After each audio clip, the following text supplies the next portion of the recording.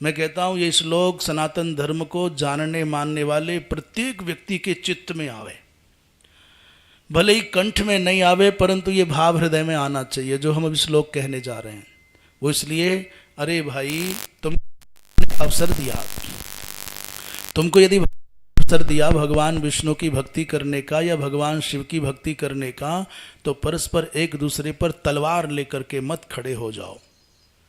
वैष्णव कह करके, वह वैष्णवों को हे मान करके, ऊर्ध्व पुंड्र देख करके, तुलसी माला देख करके, कंठी देख करके उनको उपेक्षा करने लगो तो तुमसे बड़ा दया का पात्र दीन कोई ना होगा।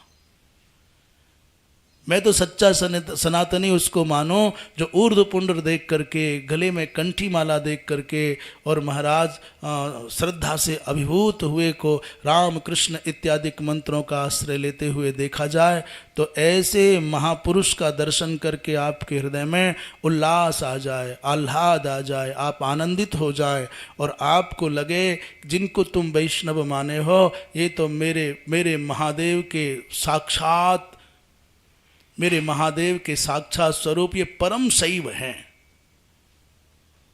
मैं बहुत साफ बोलूं आपको, जितने भी ऊर्ध्वपुंड्रधारी हैं संसार में, उनसे बड़ा शैव दुनिया में कोई नहीं है।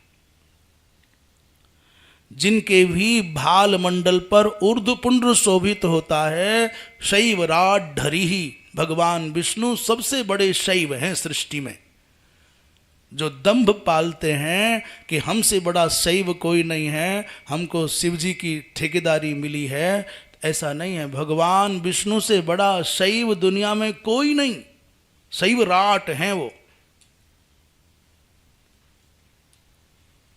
भगवान विष्णु के भक्तों को, वैष्णवों को, कंठी माला धारण किए हुए को, ऊर्ध्वपुंड्र धारण किए हुए को, राम कृष्ण इत्यादि नामों के आश्रय से अपने जीवन को मधुरिम बनाने वालों को देखो तो आपका हृदय आनंद से भर जाए, श्रद्धा से भर जाए, उनके प्रति सम्मान का भाव आ जाए, तो समझ लेना आप सनातन के सार को समझ पाए।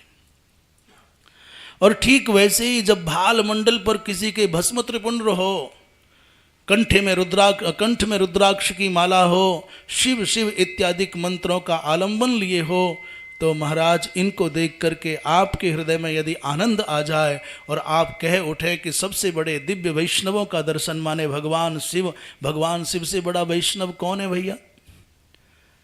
वैष्णवानाम यथा शंभु, भगवान शंकर से बड़ा कौन वैष्णव? सबसे पहला वैष्णव तो महादेव। तो शंकर भगवान की भावना से यदि त्रिपुंड्रधारियों को परम वैष्णव के रूप में देख करके यदि आपके चित्त में आनंद हो गया है, प्रसन्नता हो गई है, श्रद्धा आ गई है, तो समझ लेना आपने सनातन का सार जाना है। पर क्या करें, कैसा तर्कों से, वितर्कों से, कुतर्कों से, लड़ाई से, डंडा से, गाली से, झंडा से आपस में एक दूसरे को नीचा दिखाने में लगे पड़े रहते हैं।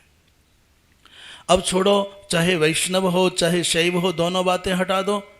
मैं तो कहता हूँ माथे पर तिलक तो है, कम से कम आपके हिंदुत्व का प्रतीक तो है, कम से कम आपको सनातनी तो माना जा सकता है। तुम्हारे माथे पर तिलक है और सर पर यदि आपके शिखा है, तो कम से कम ये तो कन्फर्म हो गया कि सनातनी है, हिंदू है। ये तिलक तो केवल तिलक छाप जो भी कुछ हैं, ये तुम्हारी पहचान के लिए हो सकती है। ये कोई विरोधाभास के लिए नहीं है कि एक दूसरे की विरुद्ध पार्टी बना लो। जैसे भारतवर्ष की रक्षा के लिए 3 प्रकार की सेनाएं हैं। वर्तमान काल में भारतवर्ष की सीमाओं की रक्षा के लिए कितने प्रकार की सेनाएं? बोले 3 प्रकार की हैं। पहले 4 प्रकार की होती थी। पहले 4 प्रकार की सेनाएं होती थी। कौन कौन? बोले पदाति सेना, पैदल शस्त्रधारी चलते थे।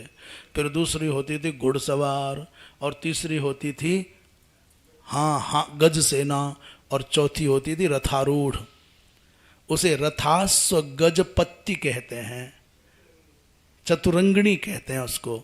4 प्रकार की सेनाएं होती थी, पैदल सेना, और दूसरी घुड़सवार, तीसरी हाथी, और चौथा ये पद के अनुसार सबको प्राप्त होता था।